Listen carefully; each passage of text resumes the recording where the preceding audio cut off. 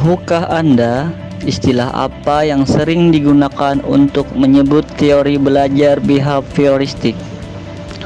Membahas teori ini lebih dalam, mari kita simak video berikut.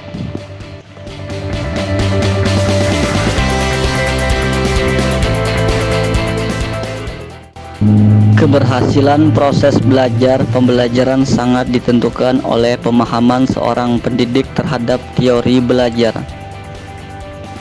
Salah satu fungsi dari teori belajar adalah fungsi rekomendatif. Artinya, teori belajar sebagai ilmu terapan tidak hanya memberikan wawasan konseptual tentang fenomena belajar pembelajaran, tetapi dapat membantu memberikan rekomendasi untuk praktik pembelajaran. Meskipun rekomendasi tersebut berupa rambu-rambu umum dan tidak spesifik tertuju pada permasalahan yang dihadapi pendidik, tetapi saran dan pertimbangan rekomendatif yang diajukan diharapkan tetap dapat dijadikan pedoman bagi pendidik untuk mengambil keputusan instruksionalnya.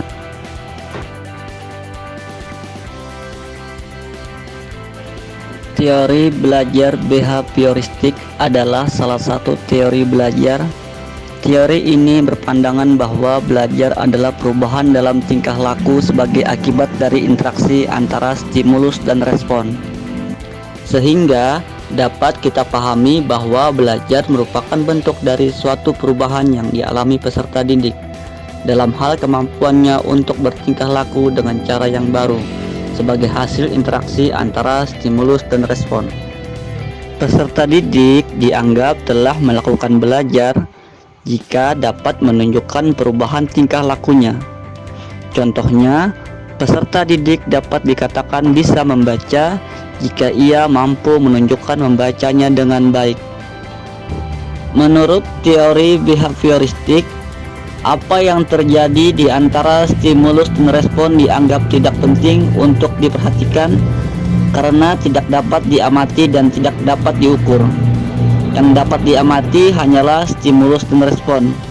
Oleh sebab itu, apapun yang diberikan guru adalah stimulus, apapun yang diterima oleh siswa adalah respon.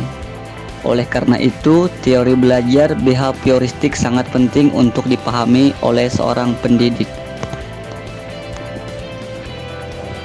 Selanjutnya, mari kita simak contoh pembelajaran yang menggunakan teori behavioristik. Oke adik-adik, di sini kita akan belajar mengenai satuan panjang. Nah, sebelum itu, coba adik-adik perhatikan gambar berikut. Ya, pada gambar penggaris, di sana kalian akan melihat lebih dari satu satuan panjang.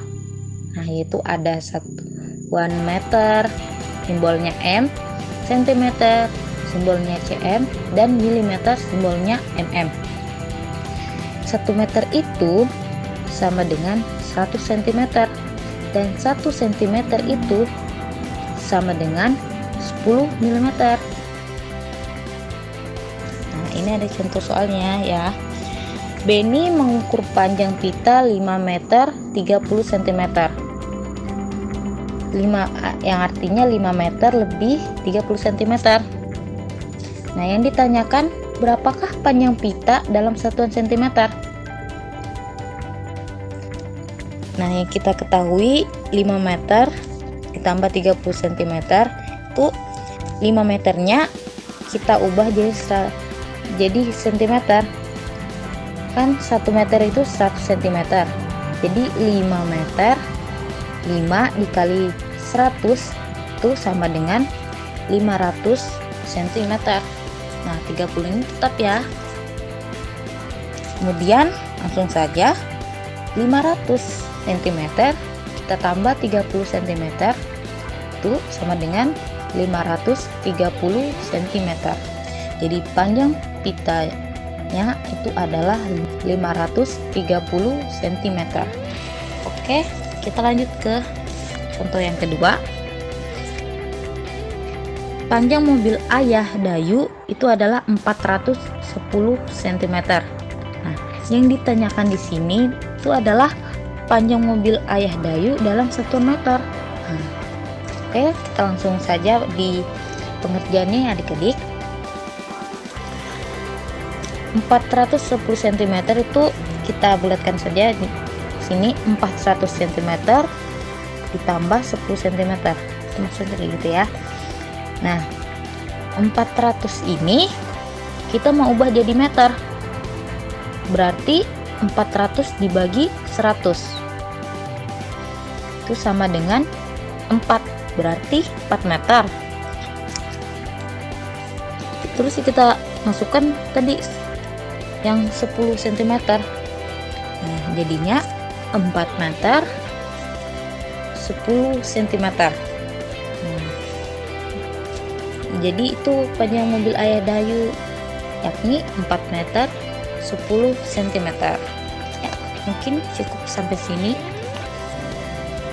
Nah, itu tadi contoh pembelajaran yang menggunakan teori behavioristik. Cukup sekian dari kami. Assalamualaikum warahmatullahi wabarakatuh.